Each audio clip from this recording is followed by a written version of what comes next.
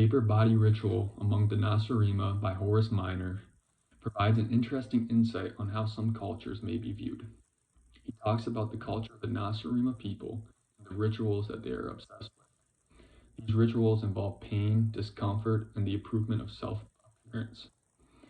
These rituals that Horace Minor describes seems very bizarre and silly.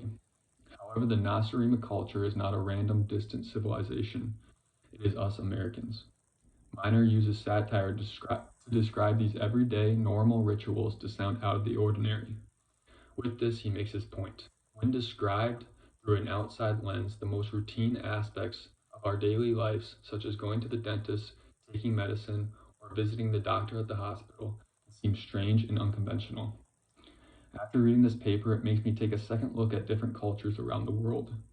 I was able to, in a way, look at our own culture from an outside perspective.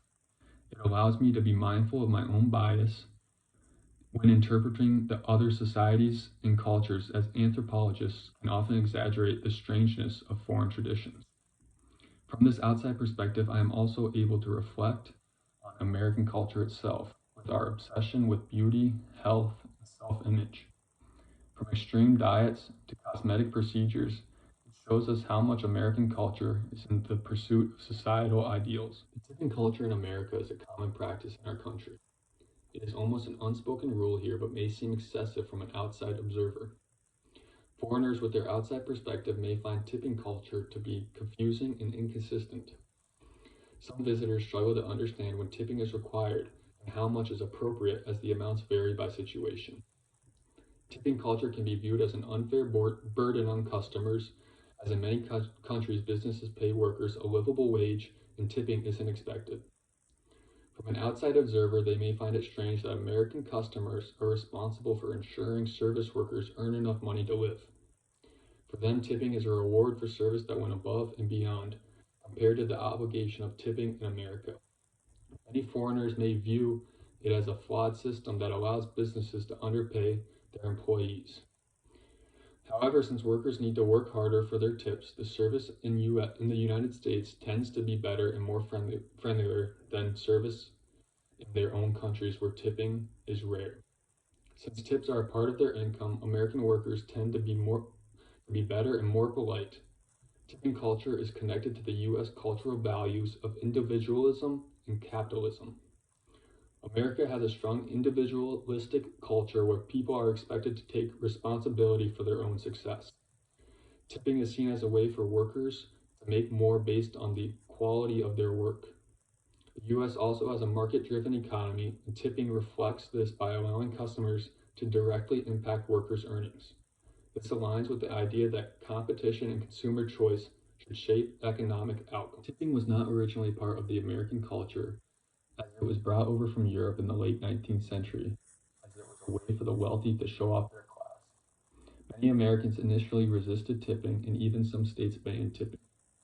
As restaurant and service industries grew, businesses began paying workers low wages while expecting customers to tip to help with the income.